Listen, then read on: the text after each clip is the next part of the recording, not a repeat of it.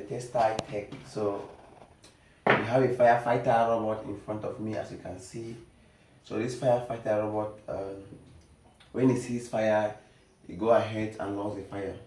So these are sensors that will dictate the fire and go to launch the fire. So this can be used to for security purpose, like we have some of the fire rescue systems here in Cameroon and etc. Like this is system actually immediately otherwise to move now. So when it sends fire, okay, now because the fire is at this other direction, now it creates the car to have a steering like a robot. So why, if you have the flame, if you have the flame at the center, you see the both will move. You see the both tires move together. When you go this way, one tire, it go this way. So these are the steerings, the sensor steerings. So now I've described the pump. I don't want to spray water. Okay, we just put it. So you can see how it spray water. When you identify, you can now command the pump to start pumping water. That's another one water now.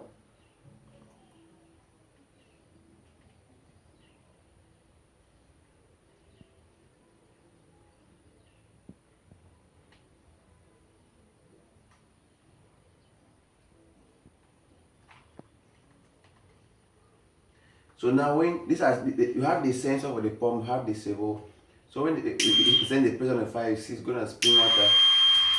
So you see there's no, you see when it sends it start to spring water. So it's a firefighter robot. So with the pressure of the fire, it starts to spring. So when the fire is in front, it's gonna lose it. Just that I don't want it to pour on this lighter, flame anymore. So you see, so you have the alarm. There's the water. So if I drop the car down, immediately it sees the fire, it starts coming to lose it. And if the flame is coming this way, you see it starts to cut. So if the car is like that, it's going this other direction, it follows it.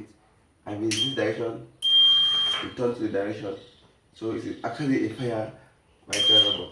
So example, let us say you have a small demonstration like how it's going. So that is just actually. So it depends on here we can have now the steering. As I said, it's a steering sensor. So you see it cuts. When you have it this way, it goes the other way.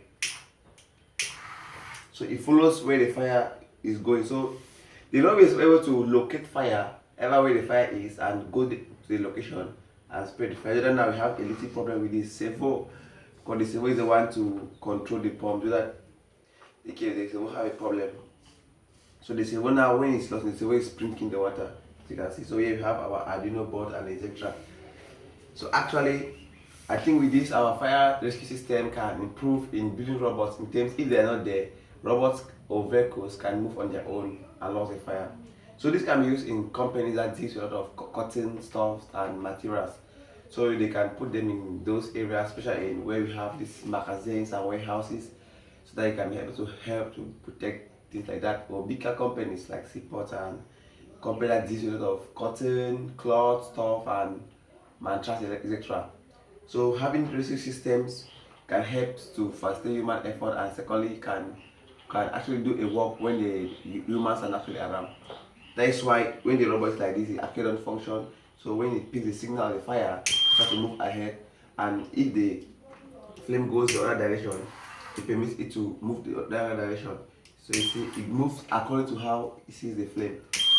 So you see, that is how it works. So with the firefighter robot, it's very sensitive. Wow.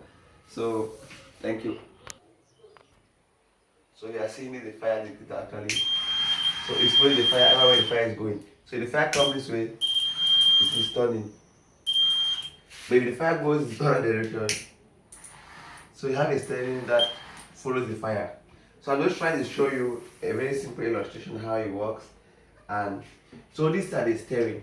Then I've described the pump. I don't want to spring water here. So this is the steering actually functioning. So you locate the fire where the fire is going and follow the fire to log the fire, as you can see. So that is how it actually works. So but now the two steerings When the two steering, the left and the right pair together, it causes the car to move forward. But when it locates the fire going this other direction, it makes the car to cut. And secondly, when it comes the other direction, it command the car to actually come. But when it's at the center of the two sensors, they now agree that the water is actually in front. It now starts following the car ahead, as you can see. But when it goes the other direction, it takes the steering that follows where the fire is. So it do same in the other direction. So now with this, just a small prototype, we can now plan the sensors around the vehicle in the way that if the car is standing at any position, it identifies fire in any position in the circumference. It will be able to rotate and go towards the direction where the fire is, and now command now the servo to be blinking while also commanding the pump, because the sensor of the pump.